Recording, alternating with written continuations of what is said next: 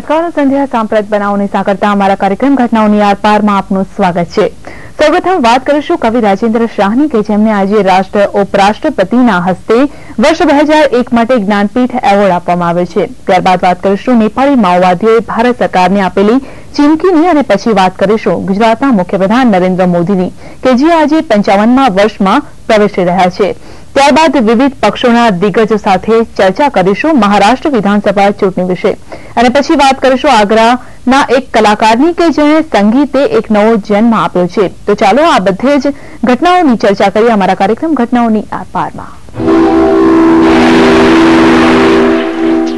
ગુજરાતી ભાષાના મધુર કવિ રાજેન્દ્ર શાહનું આજે મુંબઈમાં વર્ષ 2001 માટે 37મા જ્ઞાનપીઠ પુરસ્કાર આપીને તેમનું સન્માન કરવામાં આવ્યું, જે ગુજરાતી સાહિત્ય સાથે સમગ્ર સાહિત્ય જગત માટે ગૌરવભરી વાત છે। આ પહેલા જ્ઞાનપીઠ પુરસ્કાર 2 વખત ગુજરાતના ફાળે આવ્યો છે। કવિ ઉમાશંકર જોશી તથા નવલકથાકાર પન્નાલાલ પટેલને આ પહેલા જ્ઞાનપીઠ એવોર્ડથી સન્માનિત કરવામાં આવ્યા હતા। તો જોઈએ એક ખાસ અહેવાલ। સાહિત્ય ક્ષેત્રમાં ઉત્કૃષ્ટ યોગદાન બદલ આપવામાં આવતા દેશના પ્રતિષ્ઠિત સન્માનોમાંથી એક એવો જ્ઞાનપીઠ એવોર્ડ વર્ષ 2001 માટે ગુજરાતી ભાષાના મૂર્ધન્ય કવિ રાજેન્દ્ર શાહને આજે મુંબઈમાં ઉપરાષ્ટ્રપતિ ભૈરવસિંહ શેખાવત દ્વારા એનાયત કરવામાં આવ્યો છે। ગુજરાતી કાવ્ય જગતમાં પોતાના અનન્ય યોગદાન દ્વારા કવિ રાહે રસિકોમાં એક વિશેષ ઓળખ પ્રાપ્ત કરી છે। 28 જાન્યુઆરી 1913માં ગુજરાતના ખેડા જિલ્લામાં કપડવંજમાં જન્મનાર રાજેન્દ્ર શાહે સ્કૂલકાળથી જ રમતમાં કવિતાઓ લખવાની શરૂઆત કરી હતી, પરંતુ પોતાનામાં રહેલા કવિની સાચી ઓળખ તેમને 1945માં થઈ અને 1951માં તેમણે પોતાનો પહેલો કાવ્ય સંગ્રહ ધ્વનિ પ્રકાશિત કર્યો। તેની દરેક કવિતાએ તેમના જીવનનું દર્પણ છે। મારા એકાંતને અથવા મારા જીવનને જે અંદર આ જે સંઘર્ષો આવે છે એ સંઘર્ષની વચ્ચે સ્થિર રાખવા માટેની એક અંદરથી ઉછળતી વાણી હતી, જેને આપણે સમજતા કહીએ સુખ દુઃખ બધાની વચ્ચે બધું સરખી રીતે લેવા માટેની એક જે ભૂમિકા તે મારા કાવ્ય એટલે એ બહુ પર્સનલ વસ્તુ છે।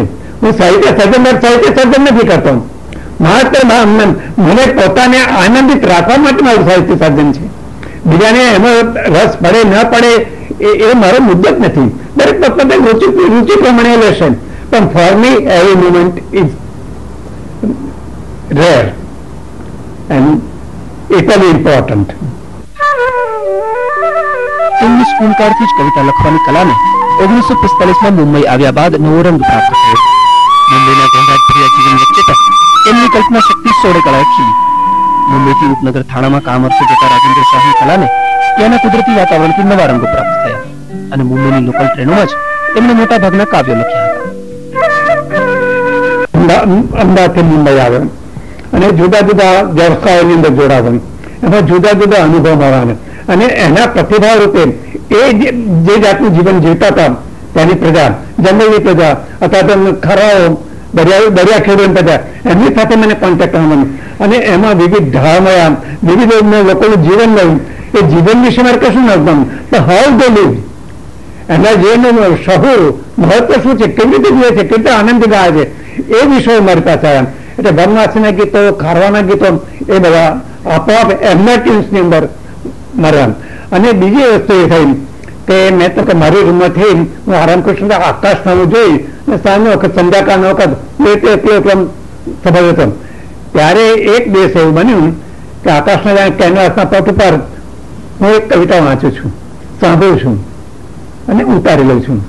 એ પહેલો અનુભવ થયો ત્યારે મેં તો મારે કોઈ દિવસ કવિતા લખ્યું નહીં, આવી રીતે સ્વતઃ કવિતા જયારે આવે ત્યારે મારે નોટ ડાઉન કરવાનું રહે, ત્યાર પછી બધી મારી કવિતા નોટ ડાઉન છે, મારી લખેલી નથી।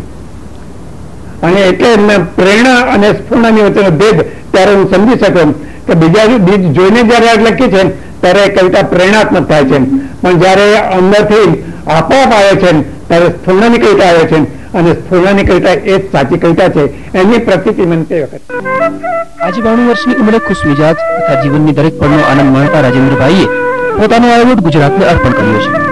પોતે તો એક નિમિત્ત છે અને અપેક્ષા વગર પ્રાપ્ત થયેલું આ સન્માન એ તેમના માટે જીવનના નિરંતર પ્રવાહમાં વધુ એક આનંદિત ક્ષણ છે। કંઈક અપેક્ષા હોય અને અપેક્ષા ફળે ત્યારે માણસને એક આનંદ થાય છે, પણ મારે કોઈ અપેક્ષા જ ન હોય તો આવે છે સારું છે, આનંદ છે. ગુજરાતનો આનંદ થયો તો ગુજરાતને આનંદિત જોતા મને આનંદ થાય કે મારી પ્રજા હતા, મારા સાથે બધા મિત્રોને આનંદ થયો છે, એનો મને આનંદ છે. પણ આ વસ્તુ મને મળી છે, મારી કોઈ અપેક્ષા હતી જ નહીં, તો પછી શાંતિ સ્વીકારી લઉં છું. બસ શાંત જ છું. મને તે પહેલા જે હતી સ્થિતિ એ તે પછીની સ્થિતિ છે.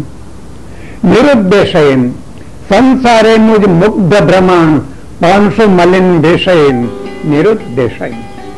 ક્યારેક મને સાથ કરે છે કોકિલ મધુર કંઠ, ક્યારેક મને આલિંગે છે કુસુમ કેરી ગંધ, તો ઘેલા થાય નિહાળી નિખિલ ના સહન, મન મારું લઈ જાય ત્યાં જાઉં પ્રેમ ને પરિદેશય નિરુદ્દેશય.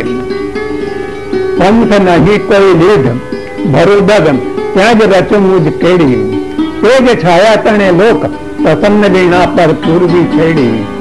એક આલોક અને સાગર નેપથ જાય સરી મુજે બેડી, હું જ રહું વિલસી સૌ સંગ ને હું જ રહું અવશેષય નિરુદ્દેશય. પોતાના 24 કાવ્ય સંગ્રહો રસિકો સમક્ષ રજૂ કરનાર રાજેન્દ્રભાઈના જોશમાં જરા પણ ઓટ આવી નથી અને થોડા જ દિવસોમાં તેઓ પોતાનો એક નવો કાવ્ય સંગ્રહ પ્રેમનો પર્યાય આ ગગન રસિકો સમક્ષ રજૂ કરનાર છે. સમગ્ર ગુજરાતના સાહિત્ય કલાને એક વિશિષ્ટ સ્થાન અપાવનાર કવિ રાજેન્દ્ર શાહનું યોગદાન અમૂલ્ય છે અને જ્ઞાનપીઠ એવોર્ડથી તેમનું થયેલું આ ગૌરવ તેઓના એકલા માટે પરંતુ સમગ્ર ગુજરાત માટે ગર્વની વાત છે. મુંબઈથી બિપિન ગજેરા, ઘટનાઓની આરપાર માટે.